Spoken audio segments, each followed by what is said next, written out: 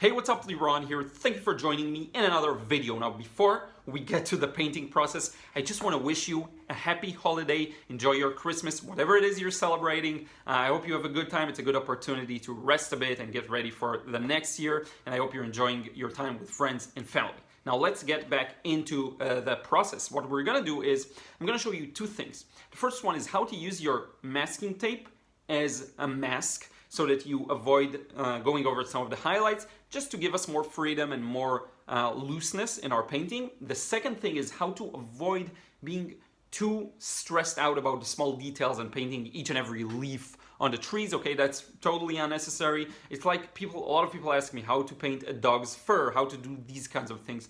It's more about the edges and the values, and I'm going to show you exactly what I mean by that. Let's take it to the table and get started. So we'll start with the drawing, but I also want to talk a bit strategy at this stage. Okay, and notice how my paper isn't perfectly oriented based on the painting. That's more of a landscape orientation, but that's fine.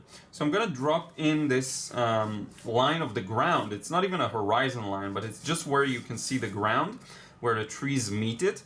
And this is a very simple drawing. The only thing I'm concerned with is not getting things to be too pattern-like, because it's nature. You don't want things to repeat themselves too much. So I'm gonna throw in the first tree somewhere around here, and this is just symbolism. I'm still not drawing the details. And notice how I'm also changing the trees a bit. So this one's gonna be a little outwards.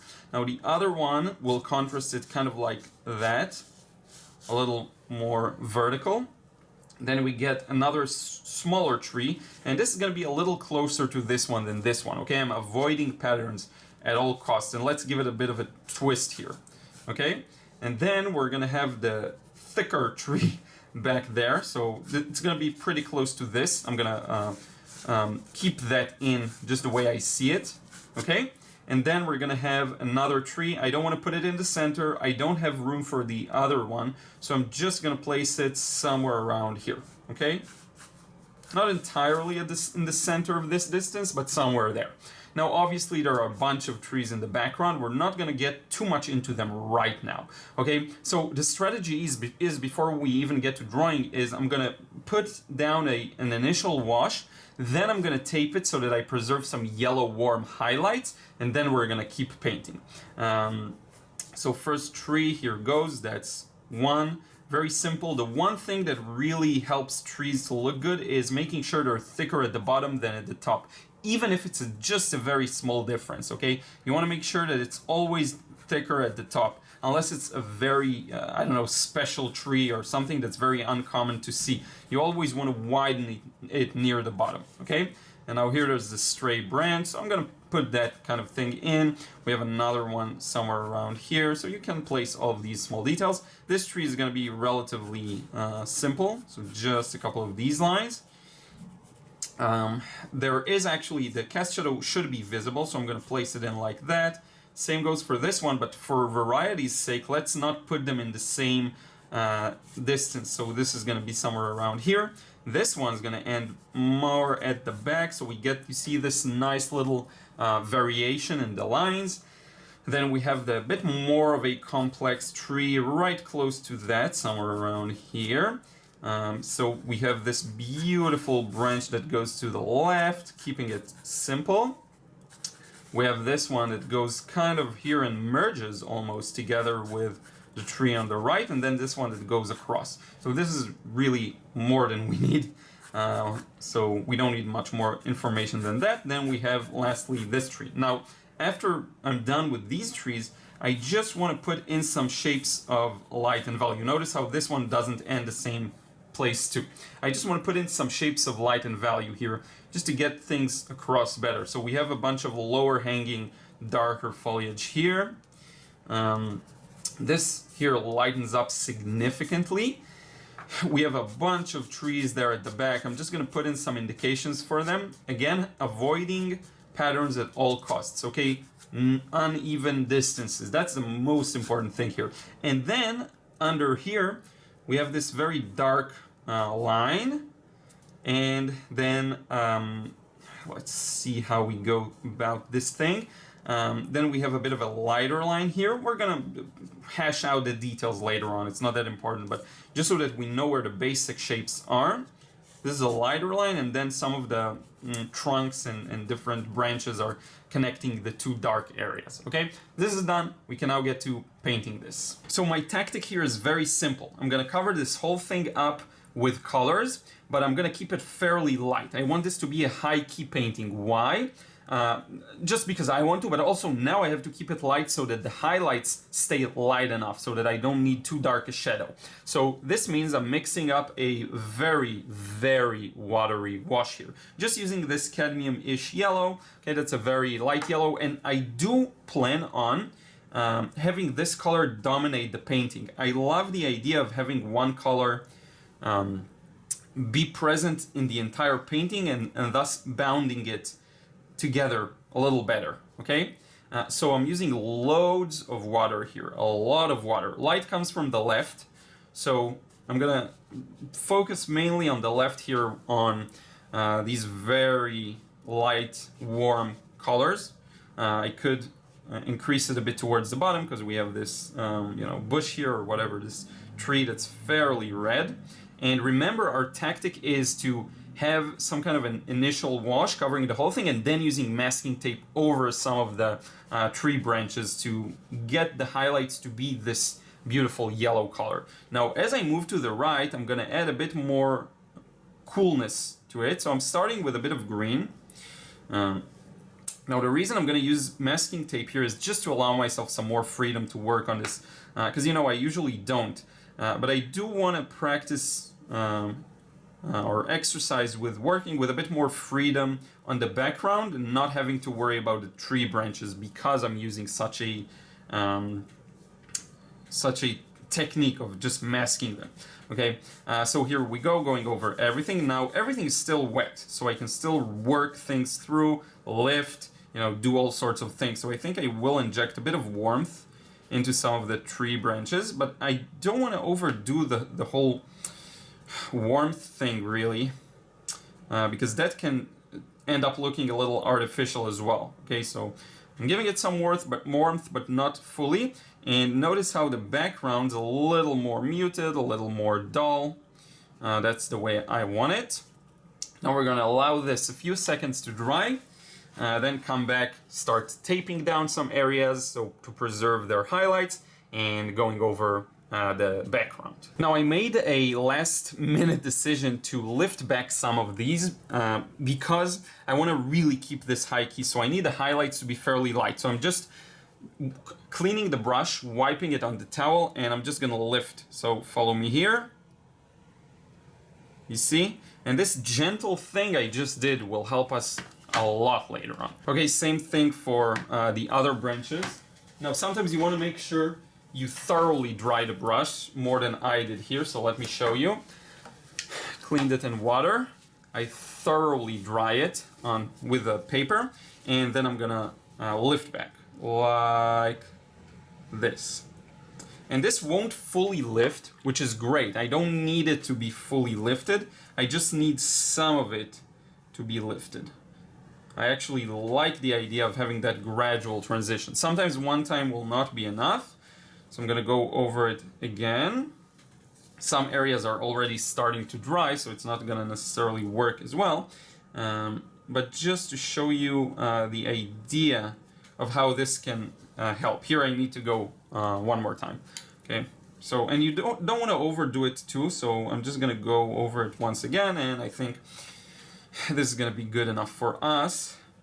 There we go. So we're done. We're gonna let this dry for real now. So now we got our first layer. This is gonna be the highlights, and I want to show you how I am using masking tape to preserve the highlights for later. I'm not gonna show you the whole process because it can get quite boring, but we'll just do a few, and hopefully that'll help you see how this works. So we've got this tree, for example. So I'm just cutting a piece of tape and actually placing it on the painting. Now you want to be gentle when you do this, okay? I'm gonna even use it on my jeans.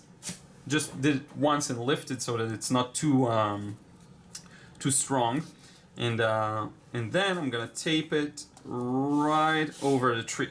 Now here's the cool part. What you want to do is just draw the shape that you want to cut out, okay? And this has a very sharp diagonal shadow here.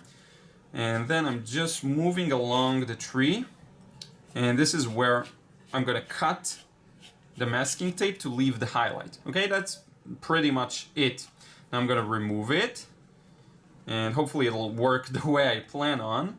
And if you're very gentle with the painting, you shouldn't hurt the way the paint absorbs or anything like that. Okay, I've done it a few times. You don't want to overdo this effect, but it can work out nicely. And then I'm taking a palette knife and all I'm doing is just cutting out the shape. Okay, so that's pretty much it. It doesn't have to be perfect. So now I've got the entire shape and I can essentially just lift this thing or not. Maybe I need to better fix the shape, but in any case I can just lift this part here, and this is our highlight. Okay, this thing, it's not perfect but it's close to that, and then this I'm gonna tape over the tree. Okay, I'm just gonna repeat this stage a couple of times for the rest of the trees, but here I am just taping the thing approximately where it should be. It's not gonna be perfect, and you know I'm not a huge fan of masking tape, but I will say this, it does give you a lot of freedom when it comes to how you use your colors. So now I can just go over the background without fearing, you know, or gently painting around the highlights. What happens many times is you paint very carefully, negative paint around things, but then what ends up happening is you have a lack of continuity from this side to this side. So here you used one color, but then you had to switch over to this side, you used a different one.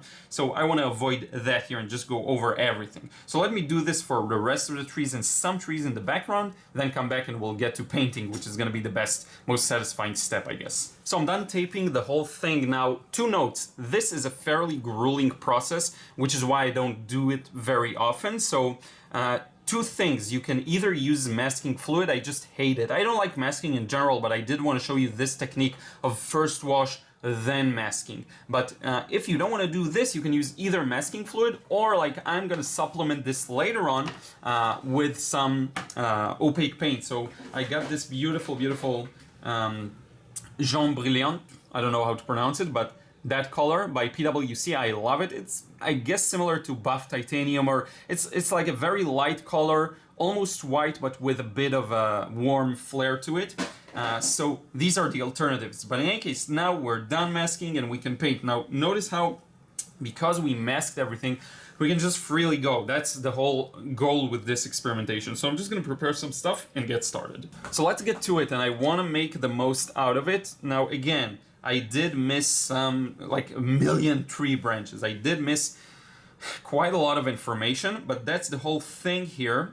I don't want to overdo it. I will use just pure paint later on. The whole purpose of taping this down was so that I don't have to work very carefully around the edges, okay? Now, I'm gonna start from left to right, and this is the section where things get a little darker, but very, very gently. Okay, so I'm just gonna blend out this edge with a lot of water. I don't mind the movement here. And this is kind of our starting point. And I'm just gonna paint freely on top of everything. Even if I recognize a tree branch that I missed or something that I wanted to do a little differently, I'm just gonna go over it because my whole purpose here was to allow myself to let go a bit, okay? Now there are some leaves and branches coming off of these trees that I will get some of them in, but overall I'm gonna work very freely. Okay, for now I'm using a bit of my, I'm actually gonna splash some paint here just for the little interest. I'm using just my warm red and yellow, okay? So going over this. Now the lower section has a bit of green in it, so I'm just gonna bring in some green. This is actually sap green, and then onto that I'm gonna bring in some red that you can also see in the reference photo. Okay, and I'm already defining some of the shapes of the foliage here. I'm gonna use a couple of stray lines here. This isn't necessarily to create the illusion of tree branches. It's more for the interest, just to have some variety in the shapes I create. Okay, again, all of the light shapes are going to come from the masking tape and the taped areas. But what you do want to have in mind when doing this is you really want to carefully observe the reference, and mainly I'm aiming to get the values right. So as long as it's dark enough, like what I see, or warm enough, then I'm good with that. Now the ground, I'm gonna get it I'm gonna skip it completely, okay? That's the most important part. You see here, this is all a highlight with just a bunch of shadows for the trees. There's this foliage, this bush here or whatever, and all of the right section is light. So what I'm gonna do is do the shadow on the trunk here, and then have that cast the shadow like this. I'm gonna do the same kind of thing here. Add a bit of blue to that, and I'm keeping the blue here so I don't mix it with my pure colors. Here, this actually reaches all the way up to the top, and then I'm gonna put in this shadow that stretches. There's another shadow that stretches along here. Part of it is improvisation, part of it is really me being more careful and figuring out what's there. I did have another shadow here. Let's do this kind of a connection. Okay, I'm just winging it. What you want to make sure you do in these kinds of scenes and instances, and just generally in painting, is you want to avoid rendering shapes too complex in a too complex manner, unless you're working highly like photorealistic and you take your time and you work in sections. I know it can be very tempting to try and get every detail in, get every leaf in. We're not doing that at all here.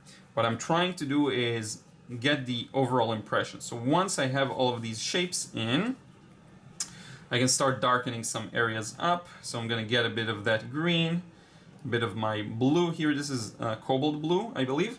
And then I'm just gonna inject some areas with darkness. Now, because I put in this masking tape, I can work very freely. You see, that's the beauty of this technique.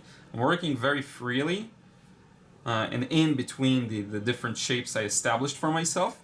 I'm going to darken this tree branch, and the masking fluid is the masking tape, sorry, is going to help me out with preserving whatever needs to be preserved. I don't plan on finishing everything in this wash, so what will happen is I'll probably go back, do another one.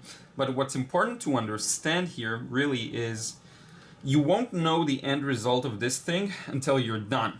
I know that's a bit of a funny thing to have in mind, but you aren't really gonna know what this is gonna end like until we remove all of the tape, okay?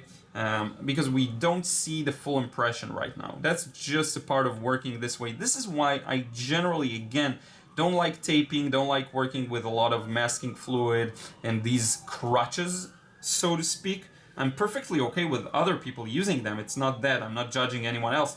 Just for me, it's not as fun, because what ends up happening is I feel like I lose some of the feeling of what the end result's going to look like.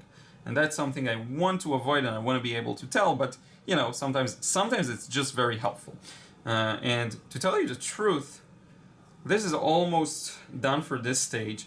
I just want to make sure that I push things to be as dark as I can now, because that's when things are still blurry and they're gonna mix very well and not gonna create any harsh edges. So I want to make sure I get that stage right.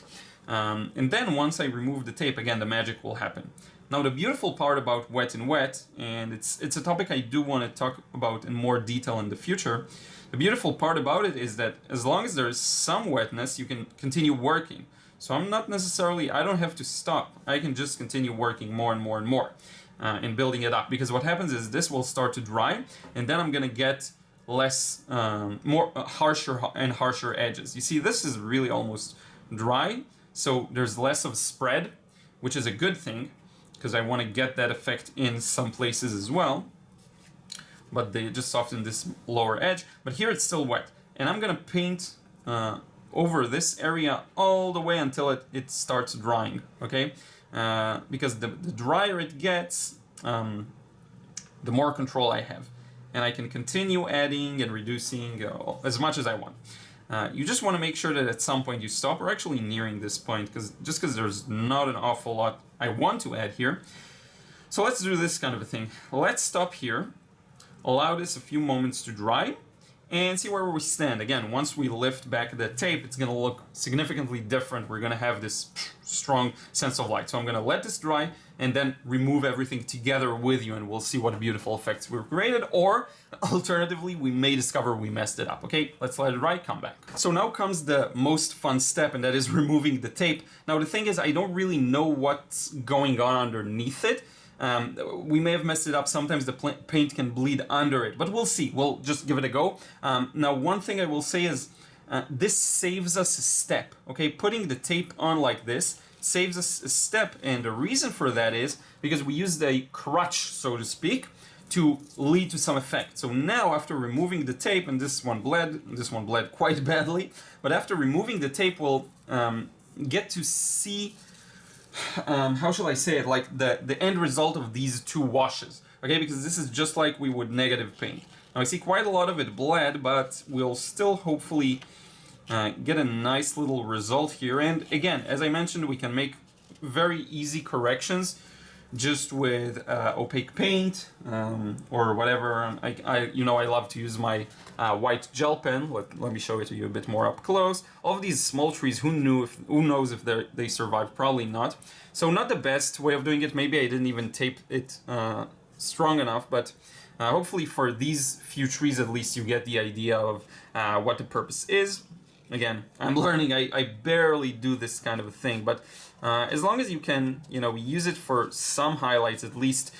You notice what calmness it gave me while painting, because I didn't have to think about masking anything. And even if it was fake courage, because obviously it didn't go exactly as planned, it's still an interesting result. And it still helped me with getting things a little more freely in there. So now everything that's left to do is just to polish this up. The way we do this is by adding a couple of more tree branches, a couple of more details, and ultimately by adding some highlights where necessary. So let's get started with the trees. That's what makes the most sense. I'm just wetting my brush here. I'm gonna mix for myself a bit of a dark mixture. Fairly neutral too, so I could actually use a bit of carbonyl violet and some yellow to neutralize this. So here we go. And then a bit of blue if I want to further neutralize, a bit of red, just a bit of everything really. The yellow I'm using is again very opaque, so what you get is sometimes a very yellow dominated mix. I may change that in the future. So now let's get started and let's start polishing up the tree branches. So here we have the initial shape in. Let's darken the lower section. And by the way, I forgot to remove this part of the tape. I probably forgot a couple of other parts of the tape, but that's fine. So let's add just a bit of a darker shadow down the bottom, but the real magic is gonna come from editing the shape of the shadow. So you see I'm just adding a bit more details here. And while I'm at it, I'm adding a bit more of the tree branches or whatever comes out of the trees, just a couple of more details. I may add some leaves, it doesn't matter. The beautiful part about this tree is that it cuts through this empty shape, okay? I don't need to put anything in the background. I may, but for now I'm not gonna do that. Here we have this tree, so let's start editing that kind of thing. So there's a nice branch coming all the way from the right, connecting here, probably casting a shadow like that. I'm gonna add a couple of shadows here onto this top section and add a couple of other random branches. By the end of this stage, we should be done with the painting, in fact. So let's see how it goes, just this and a couple of shadows later on. Now, one thing I wanna stress as I work on this, you saw the masking tape result wasn't the best, but you have to understand you have to be flexible with watercolor. Things are not gonna go your way in many cases, and you want to make sure that you're not discouraged by this, but rather are challenged to learn something new. Okay, so for me, I don't know, maybe I'd want to improve my masking tape game. Maybe I want to improve that kind of a thing, even though I don't necessarily enjoy it. If it's good means to getting some kind of a result I like, then why not, So you want to use this as encouragement, but notice how This, adding these shadows, notice how it sharpens the shape opposed to all the wet and wet in the background. Makes the trees really pop. And I'm fine with this being this sort of a loose, highly stylized painting. I'm completely fine with that. And it does seem to be partially a result that it's gonna take. And I'm fine with that. Again, this is all experimentation and fun. I'm still learning a lot of it. So here we go, just putting in some details. I'm using a fairly dry brush here. You can use a bit of wetter brush if you want to, add a bit more water to it, whatever you need to get this to be fun, you know, that's above all. I'm gonna add a couple of small shadows in the background, just hinting at trees there. What you wanna do to really make the most out of it is to layer these next to the highlight. So if I have a highlight here, I'm just gonna layer a bit of a shadow next to it. You see, and that just increases the punchiness of the contrast. It's a very common thing to do. Can be a little gimmicky at times, so you wanna make sure you avoid overdoing it. Now we have this tree. Now all the top part is in the shadow, but then down below, the shadow is something that's limited to the right area for the most part. And here we go, got it in one nice stroke. Now here, a lot happens because of the leaves. So I'm gonna cast quite a few shadows here. You see, coming from the different branches, the leaves, all the different details. That's a very common thing that happens also in trees. Now you can vary it up and use a bit of red for the shadow, you know, just to keep things a little interesting. These two trees are a main part of our focal point. So using a bit of red, and I'm just gonna hold it up so you can better see, can go a long way in just adding the right amount of interest. Plus, it will add nicely to this red section at the bottom. Now, I don't know why. The camera's a little cool. It goes with a lot of blues, so hopefully that fixes it, just showing it a multitude of colors like this. I don't know why. Sometimes the camera goes a little warm or sometimes a little cool. You'll forgive me. I'm actually planning on getting a better one, so you can expect a bit of an upgrade soon. It's been a long time coming. And I just never get around to it. It's not even that, like, I can afford it. It's time I can do it. Just get preoccupied by other things. So now let's get a couple of these stray branches in here and there. Another one goes from here. You see how all of these really enhance the feeling of the scene? Adding a bit of these. Now, even where there aren't any highlights, you can add a couple of tree branches in the background. Just adds a lot of interest and fun. Notice how I'm not even going to add all of these leaves that you can see there. I don't care about them. I don't want to overwork this. We're just looking at main shapes of value. And I always get asked these questions. How do I portray fur? How do I paint a texture of like a dog fur, or texture of leaves or trees? And it's not about the texture necessarily. It's more about the values and the overall feeling of it. Sometimes it's about the edges. Edges can help a lot, I will admit, but nothing over, like, in addition to that, really. So I'm just putting in some branches here and there. I'm gonna add a bit of water, a bit of blue, and just go for a couple of very clear, not overworked leaves and shadows under the foliage here. Again, I'm going for a fairly clean look. I want to continue it beyond this tree so that it makes the tree pop and also keeps the continuity going. So here we go. Just around the tree trunk, and just makes it pop, makes it look really nice. And I think we can keep this to a limited area. To make it a little more fun and whimsical, I can go just with a bit of water, paint, and just kind of spray, or just go at random different directions and patterns, and it can create a nice little result here. Let's patch up this part that I added by mistake. And you see it just makes it move a little bit, which is nice. Now you can see my individual brush stroke here, which I don't like, so here we go. Using the side of the brush like that. That's another way of getting the effects to look the way you want. So just a bunch of things you can do to make it look more organic, more natural feeling, and more like trees and a forest and whatever. And I think we're almost done. So what I can do now is just take some opaque paint, patch it up with, I guess, a couple of highlights here and there. Another thing I want to do, I almost forgot, is use a very watery wash just to add a bit of tree branches here in the background. Just a very watery wash. It looks a little dark now, but it's going to dry much lighter, and it will be a nice little backdrop to this tree. Let's continue this one here, this through here.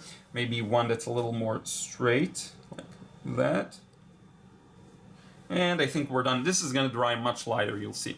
So now let's get some opaque paint and just add a couple of small touches. One thing you want to pay attention to when using paint straight out of the tube is you want to clean the brush and you want to dry it really thoroughly, because otherwise you're going to wet the paint inside the tube and it can just destroy it. So here we go. We got this jaune brilliant. Brilliant. I don't know what you'd call it. It sounds French, the jaune. I think that's kind of a... I don't know. I'm not gonna guess. So now I'm just gonna grab a bit of the paint here, put it on the brush, and just get started. So I'm gonna apply some of it here, and you see how it has this nice warm tint to it, which is great for my use, and I love warm colors. If you don't get enough, just squeeze it a bit, and you see the paint comes to the top. And use it strategically. So if you have these types of tree branches, you may want to get those to pop a little more.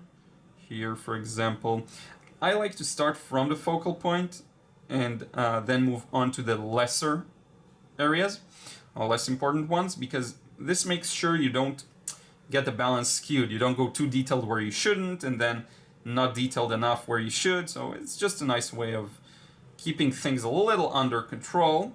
There's a bump here. I'm going to add that as a highlight. The bump that I really wanted to do here.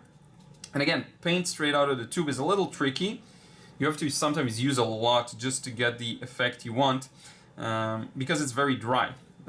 Its nature is to be dry, so that's something you have to deal with. Now I mainly want to tend to this tree because I really messed the taping part there. I shouldn't have softened the tape on my jeans.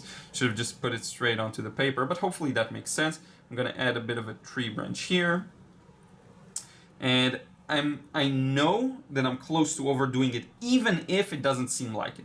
I know it may seem like, all good, we can continue forever. Trust me, I'm close to overdoing it. We've seen this painting develops forever together, so we don't have the context of someone who just sees it for the first time. This is close to being overworked, so I'm not going to do much more. Just a couple of trees in the background. So here we go. That's one. That's two. Maybe add some interest by splitting them like that. And I think with that we're done. This is a beautiful little fun painting for us. By the way, you can use paint straight out of the tube, especially if it's opaque like this one here that I got on purpose opaque. You can use it to create almost diluted opaque lighter washes. So let me explain what I mean. I'm just using some paper to smear the whites to have them kind of spread out more evenly. Here we go. You can use, let me talk about this as I just signed this. You can dilute this paint on the palette, very opaque white paint, and add it to whatever you want, yellow, red, green, blue, whatever.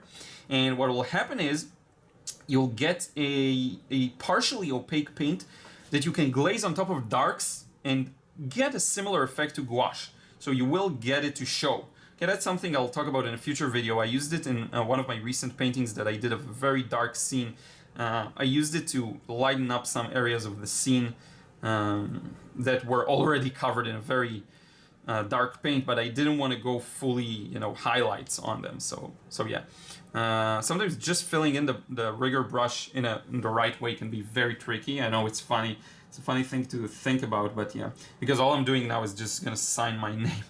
But let's go here. I hope you enjoyed this one. You know what? I'm not gonna keep you waiting through this. It's just no use. I hope you enjoyed I'm just gonna give you the two tips I mentioned. One is you want to be strategic about this thing, and the second main thing, I guess, would be to avoid complexities and superficial, non-important details such as the leaves. You don't want to paint the leaves. If you paint the leaves, you won't get out of it, and you'll just have to paint every single leaf, and then it's just not a fun result. Now, one last thing I can do here, sorry, I know I just keep adding more and more, is to add these vertical strokes on top of these existing tree branches, as I showed you, to add a bit of, there's shadows being cast by the different branches and by the different details. So that's that. Especially up top, that's where most of it happens. But that's it, you don't need anything else. You could take a bit of this opaque yellow and just dab it different places. I would use that very sparingly, not over everything, because then you'll get a very amateurish result, in my opinion. Very, which is fine if you like it, but I don't know. I don't want to overdo it. So here we go, just a couple of these. And I almost forgot. Now it's time to remove the tape. So let's do that. It's dry enough. We can do that safely. It won't buckle too bad. So here we go. Top, right. And people ask me how to remove the tape without damaging the paper. Just do it carefully. Go like this and use good paper and a very gentle tape like this yellow type. I never use the painter's tape that everyone talks about because we don't have it here. But yeah, that's another possibility. And here we go.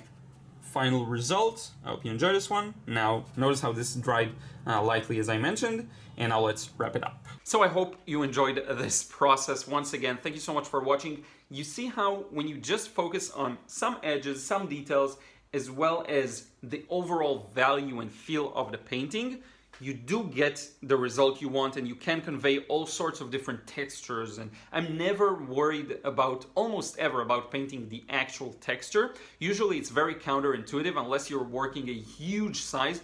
You don't have to paint the texture itself. You just have to paint what you see as you see it with the right values and with the right temperature maybe.